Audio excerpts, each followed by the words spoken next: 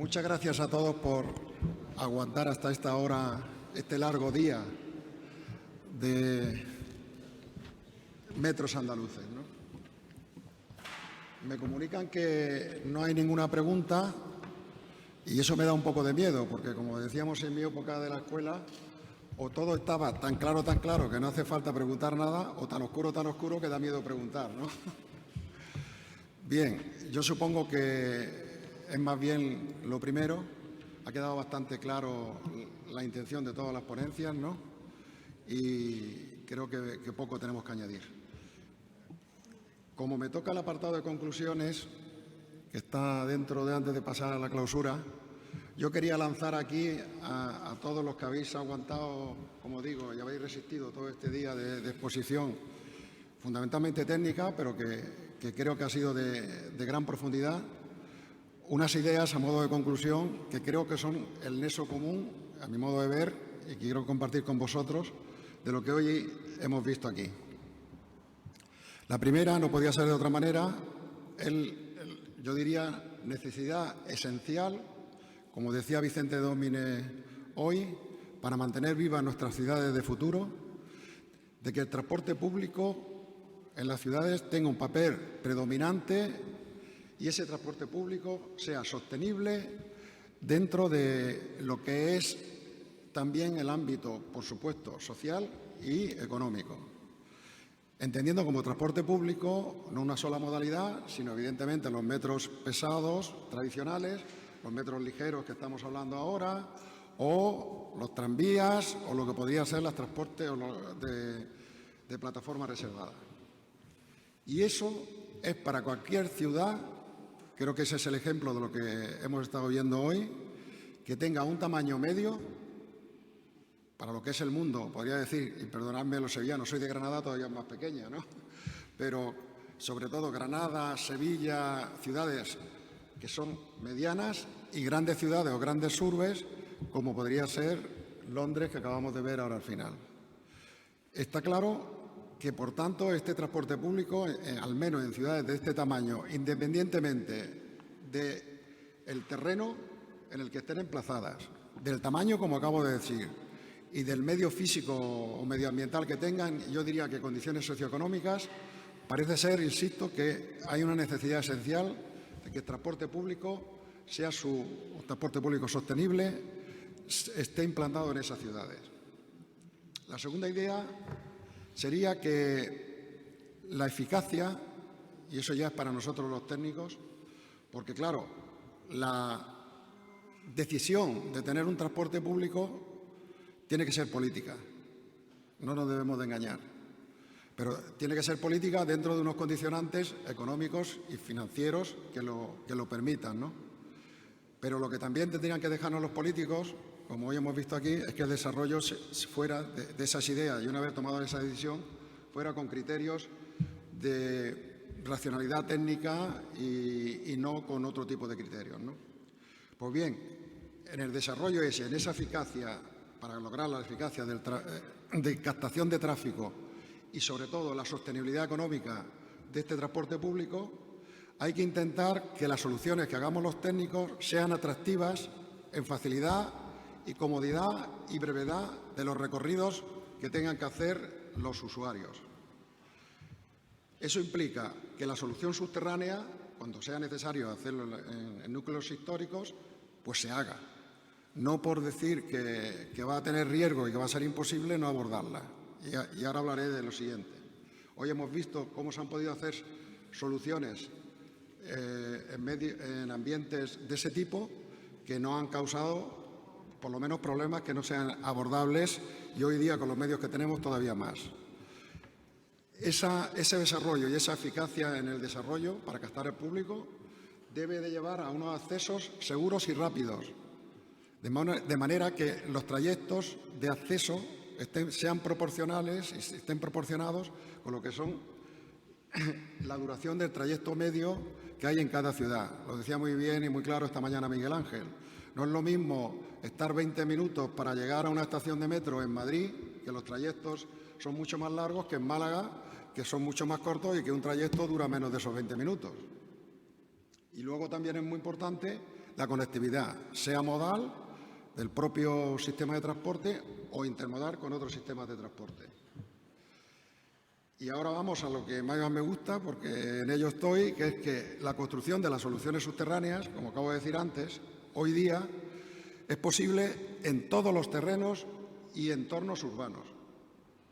Tenemos, eso sí, que emplear los métodos constructivos directamente de excavación y directamente de protección de los edificios y demás, y de control de lo que se está haciendo, que la técnica dispone hoy día sean más apropiados para cada situación y para cada entorno.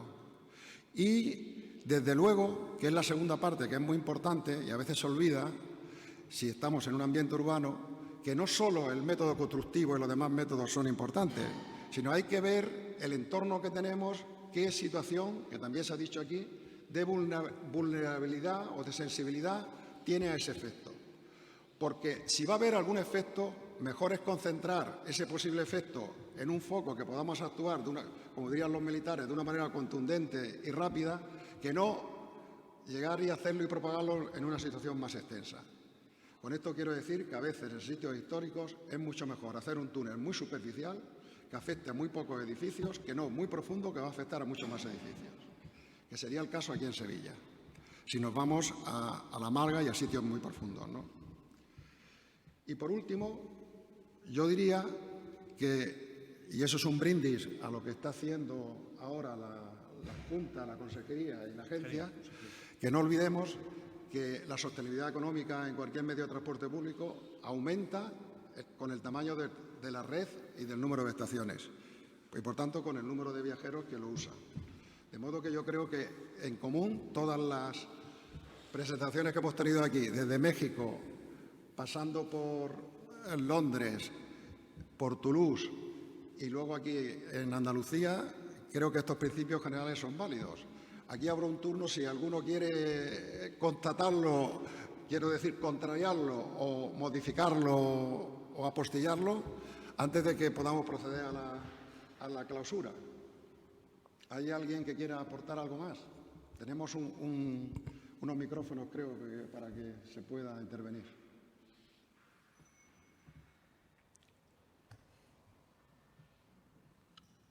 Pues nada más.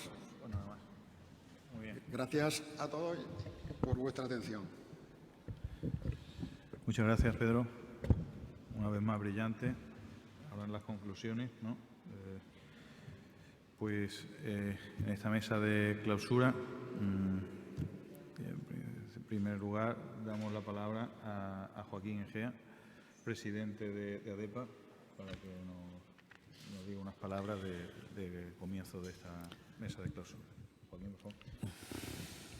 Muchas gracias por invitarme en medio de tanto técnico a un licenciado en Filosofía y Letras, especialidad de Historia de América, que poco, como os podéis imaginar, tiene contacto con lo que significa la construcción de túneles, lo cual no quiere decir que la enseñanza que recibimos hace muchos años sí nos permite, digamos, profundizar en el lenguaje y, por lo tanto, captar gran parte de lo que se dice, aunque no podamos hablar nada de la técnica, como es lógico, que se está aplicando.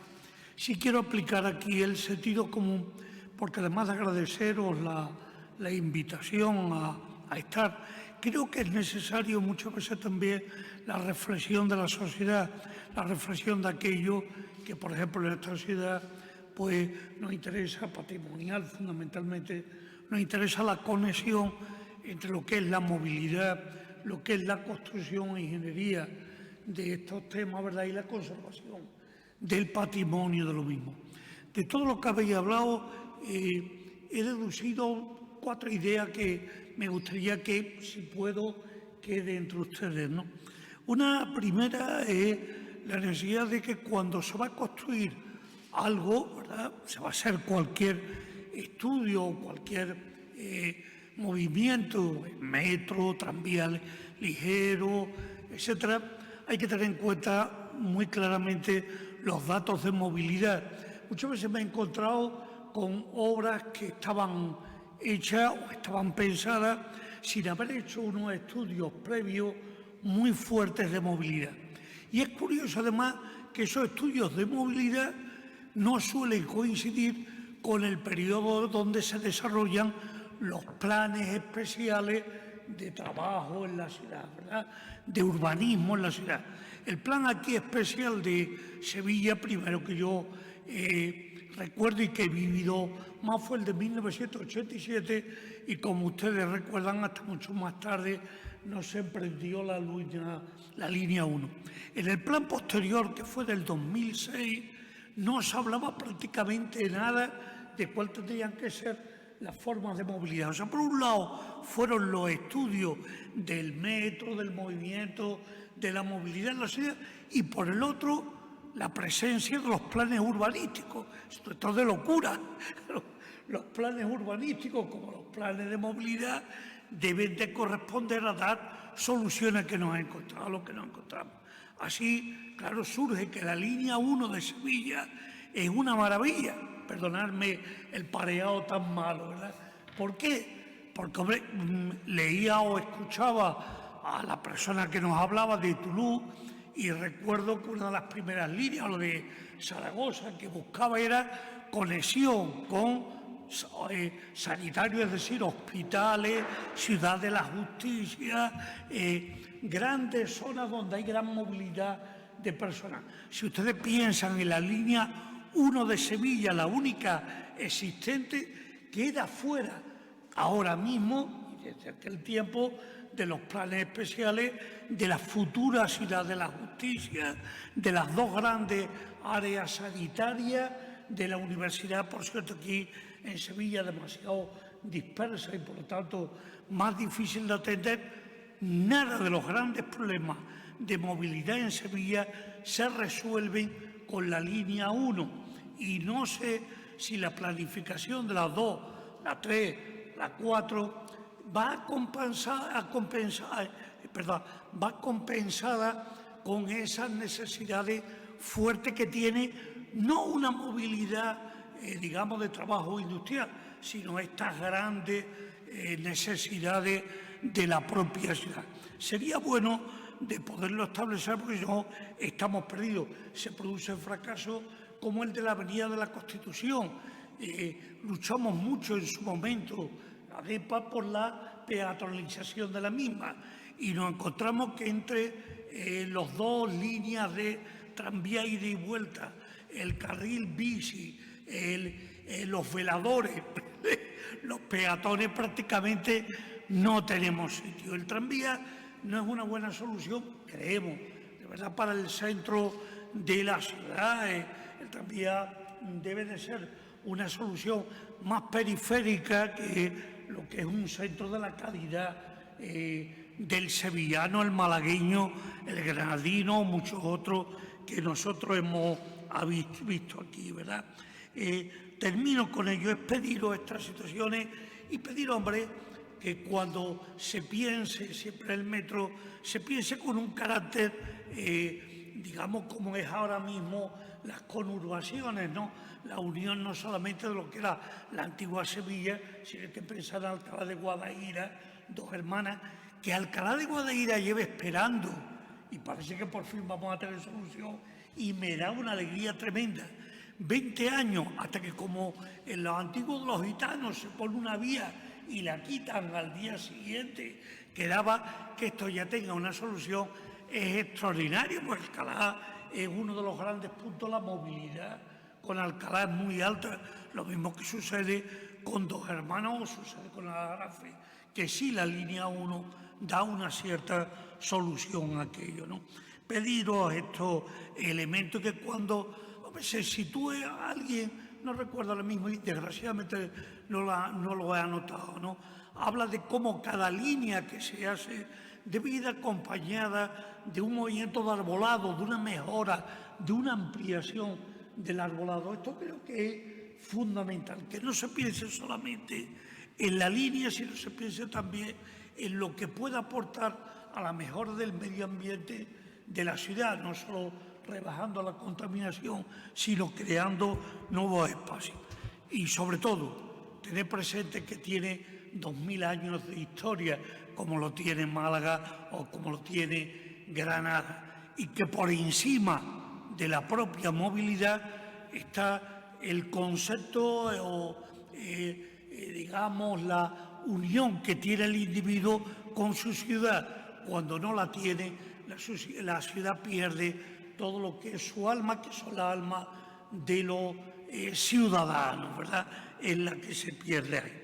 No quisiera ni mucho más seguir, sí pediros, por favor, que estos planes no deben de ir contra el coche. Yo no sé qué manía hay también contra el coche. Es verdad que contamina, pero también es verdad que la industria automovilística está creando coches menos contaminantes, en que tú no puedes crear y decir el centro lo dejo desierto sin darle una capacidad a los que vivimos, trabajamos o vamos al centro digo, el conjunto histórico, ¿verdad? Pues si no, lo terminamos convirtiendo en una ruina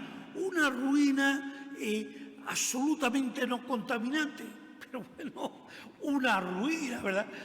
Si ustedes miran en un momento los planos de contaminación, o sea, los puntos, digamos, de observación de la contaminación en Sevilla, se encuentran ustedes que el centro de Sevilla es el menos contaminado. Lo más contaminado es Santa Clara, donde está el nudo de la S30, o Torneo, que es un embudo donde entran ahí todos los coches. Creo que estos puntos se tenían que tener en cuenta y dejarnos del catetismo de que el coche y que somos muy ecológicos y muy ambientales. La gente tenemos que movernos, las personas tenemos que movernos. Es lógico que avancemos hacia la descontaminación, pero también es bueno que nos deis soluciones los técnicos, porque si no, nos ahogamos o ahogamos una parte de la ciudad. Perdónenme que me haya extendido un poquito, pero he aprovechado porque esta posibilidad de hablar con tanto de ustedes en estos temas, y creo que no se escucha mucho, era buena. Muchas gracias, Joaquín. Enriquecedora tu postura y tu exposición. Muchas gracias. ¿Verdad? Es importante tener un licenciado de Historia del Arte también entre nosotros, porque si no, aquí al final nos matamos con el armado de una pantalla cualquier día y tenemos que enfocar el tema. Bueno, Pedro Rosamena, como secretario de AETOS, tiene la palabra. Seré muy breve, 3 cositas nada más. Bueno, primero dar las gracias a todos los ponentes por compartir vuestros conocimientos, vuestra experiencia, compartirlo por todos. Muchas gracias. En segundo lugar, dar las gracias a todos los asistentes. Ha sido un placer tener esta jornada con vosotros hoy, especialmente de los tiempos de los que venimos. Pues este acto presencial, la verdad, ha sido un auténtico placer. Y tan solo para terminar, AETOS, en cumplimiento de su compromiso de apoyo a la difusión de la excelencia técnica en el campo de las obras subterráneas, pues anunciaros, recordaros que próximamente celebraremos otra jornada los días 6 y 7 de abril en La Coruña, en el que trataremos sobre los túneles del corredor ferroviario noroeste, Madrid-Galicia. Tan solo ese breve recordatorio, está todo publicado, pero si hay algún interesado, pues ahí lo tendréis. Nos veremos allí próximamente.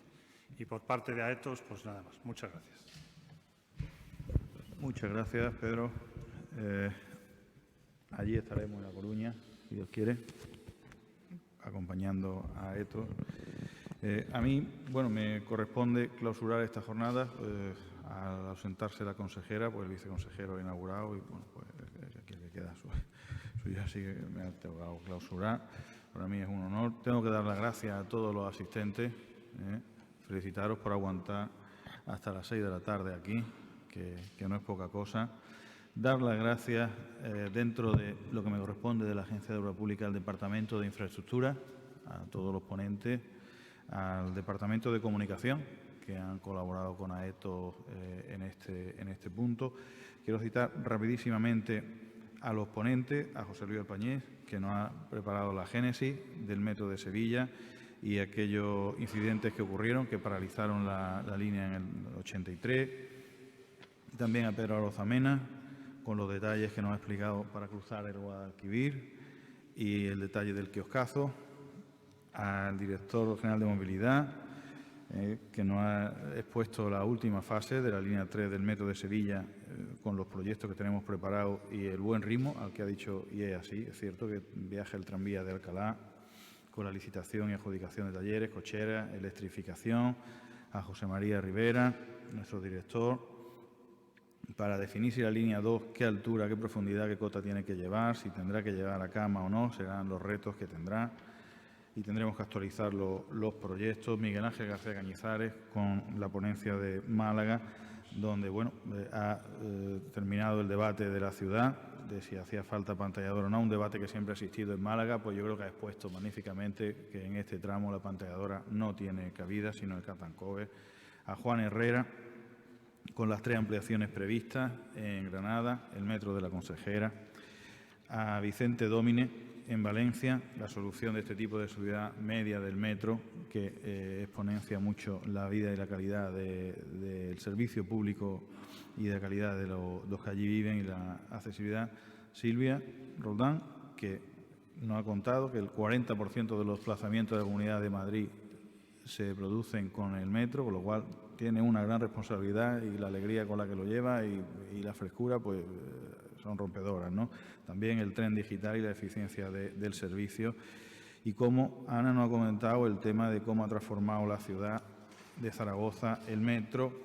Francisco Suárez en la Ciudad de México, la distinta tipología de los suelos y de las estaciones. Jean-Jacques Laporte, cómo en una ciudad mediana ha transformado el metro esta ciudad y su entorno. Su equipo ha hecho una gran exposición. Muchas gracias y nos sentimos orgullosos de personas como los Pedro. Es difícil estar en Aeto y no llamarse Pedro, también lo digo, como los Pedro. No es requisito aunque lo parezca, ¿no?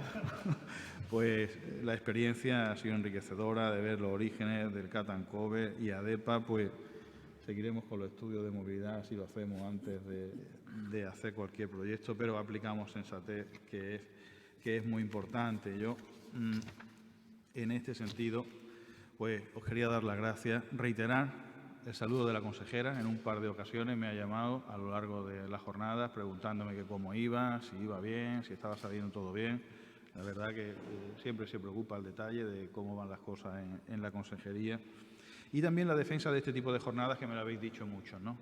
Como esta iteración que nos faltaba, el vernos, el volver a comentar, este intercambio de conocimiento y experiencia, pues es importante porque con el resumen que ha hecho Pedro, sacando las conclusiones de esa experiencia, vemos que la brevedad de los recorridos ha sido determinante, como bien ha expuesto Miguel Ángel, para el metro de Málaga y lo será para el estudio de la línea 2 del metro de Sevilla, como lo predominante el transporte y aumenta el tamaño de la ciudad, pues ahí estamos aumentando los metropolitanos que tenemos en Andalucía, gracias a que hicimos los proyectos antes de pensar que viniera cualquier tipo de fondo. La consejera lo primero que hizo fue encargar los proyectos, pues hemos tenido los proyectos preparados para ahora que llegan los fondos, presentar los proyectos. Oye, parecía que teníamos esto pensado, ¿no? Fue simplemente una apuesta.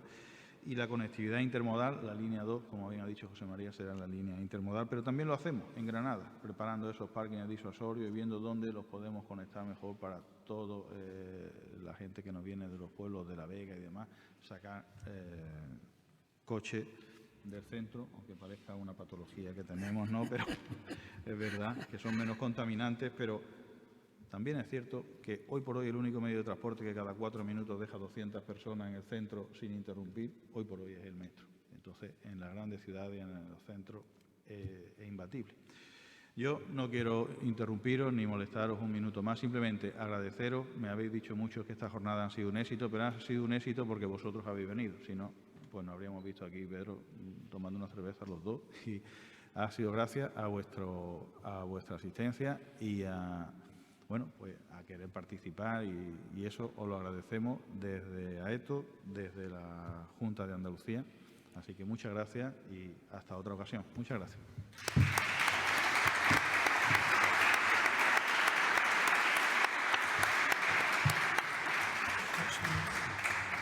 Pedido.